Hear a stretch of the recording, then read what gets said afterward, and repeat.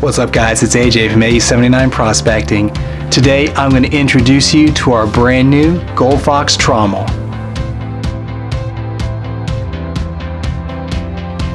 Before we get started, I want to remind you guys, through February the 1st, if you haven't already, you can still sign up for our huge contest where we're giving away $400 in pay dirt. There's two links down below in the video description. One of them takes you to the video with our contest. The other one takes you to our club page, the other way to enter the contest. If you want to support our channel, if you love what we're doing, and you want to be more involved in our channel, win some awesome prizes, help do things like name this trommel, click the link down below, visit our club page, sign up, baby.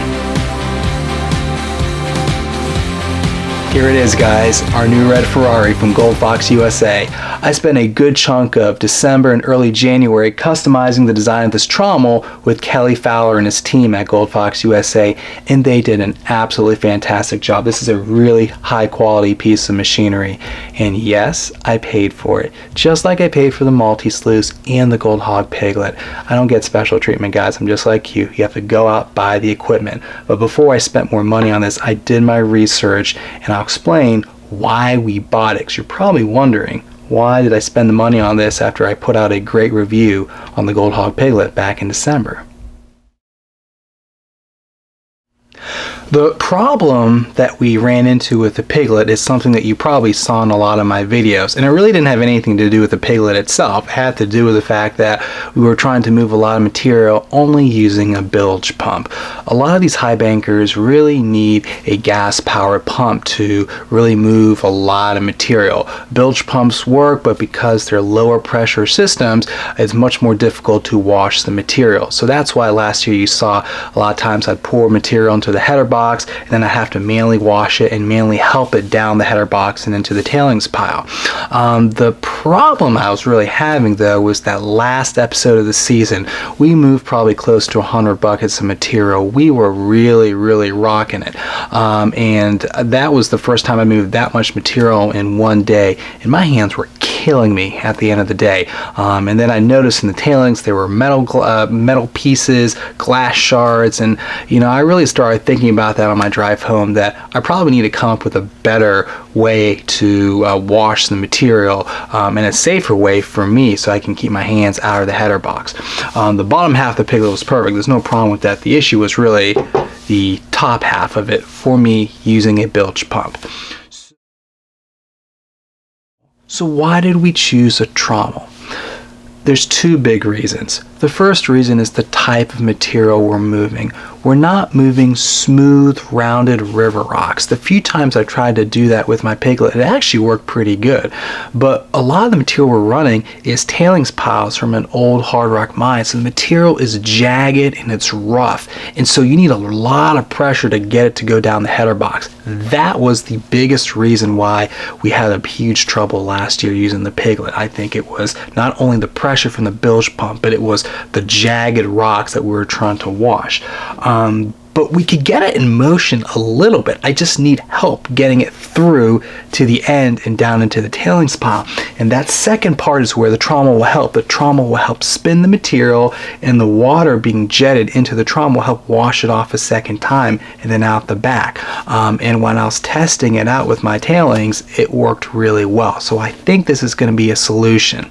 So let's go ahead and turn it on, and I'll show you how it works. There we go. So now you can see the header box in action here. There's not a ton of water flow up here, but we're going to fix that really quick. Again, the whole point of the header box in this setup is not to wash the material completely. It's just to get it in motion, to get it down into the trommel, and the trommel does the main work. Let's go ahead and check the trommel out and see how it works. So here you can see the washing action of the trommel. It looks really good.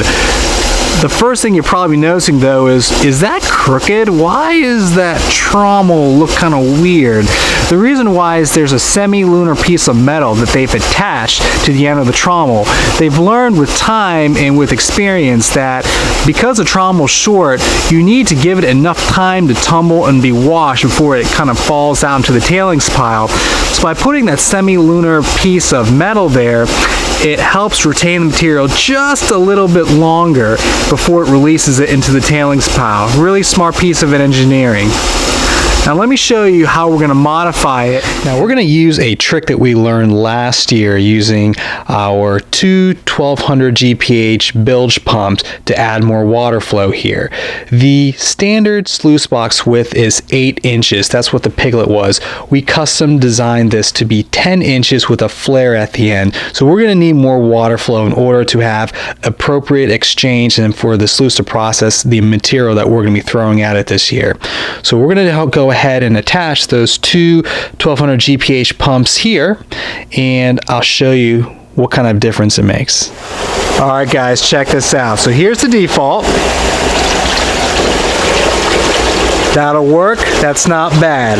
But what we're going to do now is we're going to turn on the two smaller bilge pumps and look at how it changes.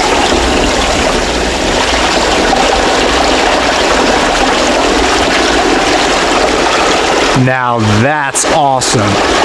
So we're going to have a ton of washing power up top, and then the trommel's going to do the rest.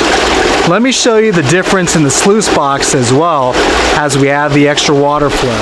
So here's what the sluice box looks like with our big bilge pump running. Not bad. But watch what happens when I add the extra water flow.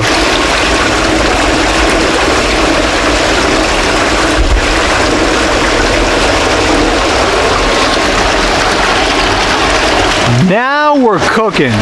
Now we've got great water flow, we'll have excellent exchange, and we'll be able to catch all that fine gold that exists in our claim. Alright, so let's say you finished your run and you're ready to do a cleanup. I'll show you how that works. It's really simple. So first you'll go ahead and just push the trommel up like this. And the cool thing is it stays in place. That's really nice. You don't have to put a stick or a rod, it just stays in place, and it's very secure. So that part's really cool. Then you can carefully inspect the mats. The matting system is very similar to what we used last year. The Gold Hog matting system, you just can't beat it. It caught everything we threw at it last year, and I was very, very pleased. So if it ain't broke, don't fix it. We're still using Gold Hog matting. The top part though is a little bit different. Let me show you what it looks like. The top part of the sluice box uses a fluid bed to help maximize gold capture in the first couple of inches. It's similar to the concept that Gold Hog does. Gold Fox kind of has their own little twist on the concept, and I really like what they did. So they're using a punch plate here that will allow the gold, small pieces of gold, the heavies, the black sand to kind of diffuse through this sponge-like material, which should hold it in place. And then let's say you have a big nugget. What will happen is the nugget will come down here and get trapped. There's a depression here that's kind of held in place by this metal piece. That's called a nugget trap. And in the area we are prospecting, there are nuggets. There are big nuggets there, and I'm hopeful that we'll be able to find another one like that 6-gram beauty we found last year. So it has a nice little nugget trap here. And then the material will continue on down. The biggest material, the heaviest material gets stuck here. The lighter material, like it's a light piece of quartz, it will just kind of come down, up and over, and down the sluice box. Small gold, like flour gold, may get over this part, but then we've got 4.5 feet of sluice box to catch that gold. So I suspect 95% of the gold will probably be caught from here to here, this small little section, and we're going to actually test that theory out when we run that 1 ounce of gold in the Lynch Mining Pater bucket. So what about the rest of the sluice box? We're going to be using the famous Gold Hog matting system If it ain't broke, don't fix it. We had tremendous success picking up the smallest amounts of gold last year, the minus 100s, 200s, 300s. It did a tremendous job, so we're sticking with that same system. The lower part has a flare, so the water will slow down just a little bit, and it's going to be a slightly less steep of an angle compared to the top box. So we'll have to play around the angles a little bit to get it dialed in perfectly. But when we do that Lynch Mining pay dirt bucket review, what we're going to do is we're going to clean up each individual section of the matting. So first we'll clean out the tailings, we'll clean out the lower section of the sluice, then the upper section, and then the fluid bed portion, and we'll see how much gold is in each part. I cannot wait to get this bad boy in the field, guys. I think this is going to be a real game changer for us. I think we can easily run over 100 buckets a day with this. But before we can take it out into the field, we need to get it dialed in. The way we're going to do that is we are going to do a huge pay dirt review on Lynch Mining's bucket of pay dirt with 1 ounce of guaranteed gold in it. It's going to be the biggest pay dirt review in the history of YouTube. I can't wait to show it to you guys. Next week, we're going to be taking this out for field trials to see if we can get it dialed into the field. Sometimes you run into problems outside that you can't really anticipate inside, but hopefully we'll have everything kind of planned out, ready to go, and then we'll be set up for hopefully a long and successful prospecting season this year. Thanks for watching this video, guys. Make sure you comment, like, and subscribe. Make sure you check out the links down below in the video description where you can have a chance to win $400 worth of gold pay dirt. And also remember to check out the AU79 Prospecting Club. Remember, that club is for you guys. It's a chance to win some awesome prizes, get more involved in the channel, and most importantly, help support what we're doing. If you believe in what we're doing, you want to be a huge part of it, join the club, baby. I'll see you next time, guys. Peace out.